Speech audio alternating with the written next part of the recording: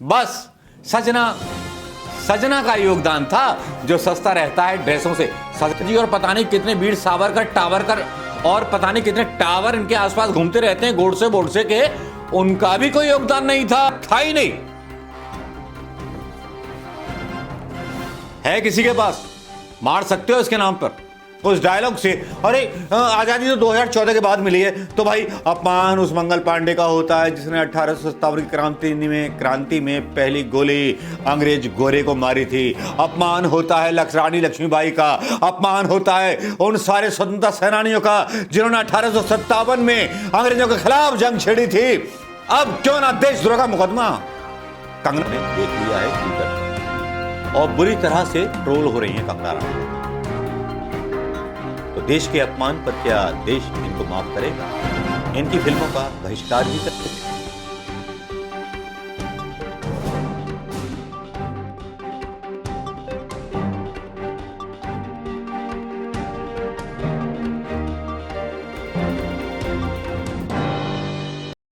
दोस्तों नमस्कार, मैं मनोज कुमार शर्मा एक बार फिर आपके बीच में। जी हां, आज कंगना रनावत ने वो हरकत कर दी। वैसे तो कंगना रनावत का ट्विटर हैंडल जो है डीएक्टिवेट कर दिया गया है, लेकिन कंगना रनावत ने वो कमाल मचाया, वो धमाल मचाया कि हिंदुस्तान के साजन को शर्मिंदा कर दिया। भाई साजन साजन सखी चल रहा है गलियों में, लेकिन बयान आया और वो बयान आने के बाद देश के लोगों में गुस्से की लहर दौड़ गई।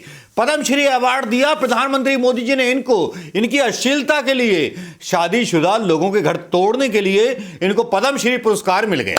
भाई पद्मश्री पुरस्कार शादीशुदा लड़कों, मतलब पतियों के हीरोज जो थे, आदित्य पंचोली हो या कोई हो, इनकी कहानी तो किसी से भी छुपी हुई नहीं है। और छज्जा तो इनका वैसे भी गिराया था। इलीगल काम करने में ये नंबर 1 है कंगना रनावत। और कंगना रनावत ने जो था आज कहा, वो सारे हिंदुस्तानी 135 करोड़ हिंदुस्तानियों के मुंह पे ऐसा चमाटा था कि हिंदुस्तानी अभी तक जो है मतलब हिल रहे, दिमाग हिल गया उस डायलॉग से।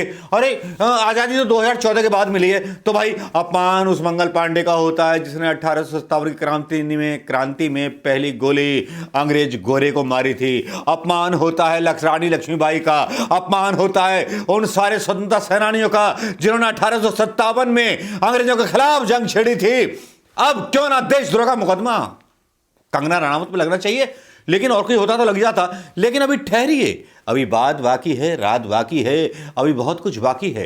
कंगना रनावत ने न केवल उन क्रांतिकारियों का अपमान किया, चंद्रशेखर आजाद, भगत सिंह की फांसी का अपमान किया, इन्होंने अशफाक उल्ला खान को भी बदनाम किया। इन्होंने उस आज़ादी को कोरी आज़ादी कह के भीख की आज़ादी कहा। इनके पहले के नेता भी कुछ बोल रहे थे, ऐसे ही अनपढ़ नेता, कि आज़ादी तो बस ऐसे ही मिल गई, वो तो डोनेशन में मिल गई। अरे तो भैया कंगना रनावत कहाँ पीछे रहने वाली थी? वो बोल रही है 2014 के बाद आज़ादी मिली है, उससे पहले आज़ादी थी नहीं, मतलब कोई आज़ाद था ही नहीं। है किसी के पास? मार सकते हो इसके नाम पर, तो कल सुबह 7-7 जूते इसका नाम लिख के मारिए। Correct challenge.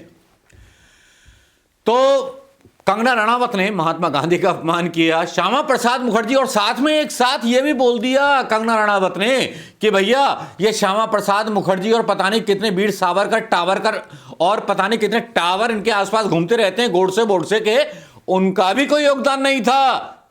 बस सजना का योगदान था जो सस्ता रहता है ड्रेसों से। सजना का मतलब कुछ और मत निकाल लीजिएगा आप, कंगना की मतलब कुछ चीजें मत जोड़िएगा।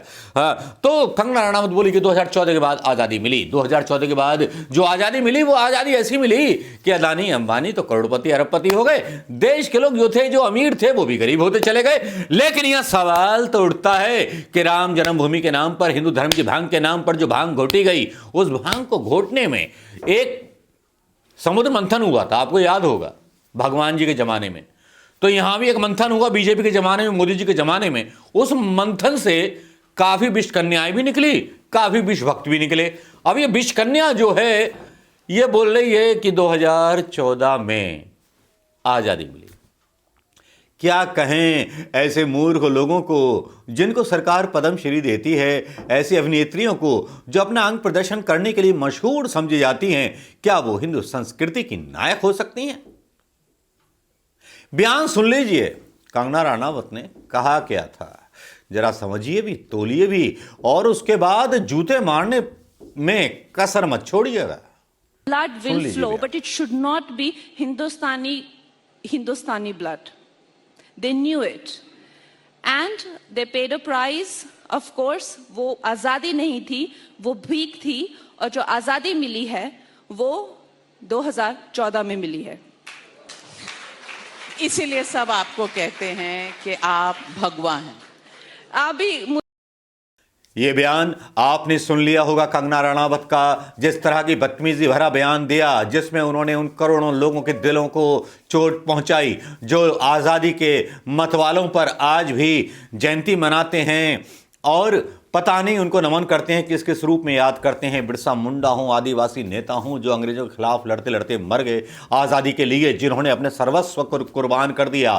तो क्या भारतीय जनता पार्टी अब तक नाटकबाजी करती थी उन लोगों का सम्मान करके, या फिर ये मोदी रिजीम 2014 के बाद आया है, या फिर से संघियों की वो सरकार आ गई है जो संघी सरकार अपने हर कानून को हिंदुस्तान के ऊपर चस्पा कर देना चाहती है। और कंगना रणावत उसकी एक ऐसी एक्ट्रेस है, या उसके मुंह से कहलवाया गया कि मोदी जी आए तो सब कुछ हुआ, तो फिर हिंदुस्तान की जनता इसका प्रतिकार करने को तैयार है। कंगना रणावत, आपने केवल हिंदुस्तान के शहीदों की ही बेइज्जती नहीं की, पाकिस्तान के बॉर्डर पर मारे जा रहे सैनिकों की भी बेइज्जती की है। आपने बेइज्जती की है श्रीलंका में शांति सेना का समझौता करने वाले उन सैनिकों की भी, जिनकी मौत एक आतंकवाद को दबाने के लिए की। प्रधानमंत्रियों की आपने अपमान किया है, जिन्होंने आज़ादी के बाद अपनी कुर्बानियां दी। आपने अपमान किया अटल बिहारी वाजपेयी का, आपने अपमान किया हर उस नेता का जिन्होंने 70 साल की आज़ादी के बाद भारतीय जनता पार्टी के पद पर प्रधानमंत्री भी रहे और विपक्ष में भी रहे। उन सबको धो दिया। मोदी चाहते हैं कि बस मैं ही मैं हूं और कुछ ना हो। तो सजना है किसके लिए? सजना के लिए। तो फिर सजना वाला जो सजता है प्रधानमंत्री, वो सस्ती गोबर की उल्टी करता है। वैसे ही गोबर की उल्टी उसके भक्त करते हैं, वैसे ही गोबर की उल्टी आजकल कंगना रणावत करने में लगी हुई हैं। अब आपको क्या लगता है कि कंगना रणावत को अनपढ़ कहें, या इसको माफ कर दें, या जानबूझ करके ये बयान दिलवाया गया? क्या कहें? जैसे मैं आक्रोशित हो गया, उतना ही आक्रोश आज आपको हो रहा होगा। कंगना रणावत का ये वीडियो 1 मिलियन लोगों ने देख लिया है ट्विटर पर, और बुरी तरह से ट्रोल हो रही हैं कंगना रणावत। तो देश के अपमान पर क्या देश इनको माफ करेगा? इनकी फिल्मों का बहिष्कार भी करेगा, जिस तरह से बीजेपी आईटी सेल उन लोगों की फिल्मों का बहिष्कार करती है जो लोग इनकी बातों से सहमत नहीं होते। तो कंगना रणावत का बहिष्कार किया जाना चाहिए। एक महिला के नाते मैं उनकी इज्जत करता हूं, लेकिन महिला के नाते उनको इस तरह की बातें स्वतंत्रता सेनानियों के बारे में, फ्रीडम फाइटर्स के बारे में नहीं बोलनी चाहिए थी कि 2014 के बाद हिंदुस्तान आज़ाद हुआ है। 2014 के बाद तो हिंदुस्तान की बर्बादी की शुरुआत हुई है। अभी देखते जाइए क्या क्या होने वाला है। लेकिन कंगना रणावत जैसी एक औरत जिसको पद्मश्री दिया गया, जिसने शादीशुदा लोगों के घर तोड़े और जिसने अश्लीलता की मतलब सारी हदें पार कर दी, और भारतीय जनता पार्टी सरकार सोचती है कि उसको पद्मश्री दिया जाना चाहिए, तो मुझे नहीं लगता कि आने वाली पीढ़ी को कोई प्रेरणा कंगना रणावत से मिलेगी।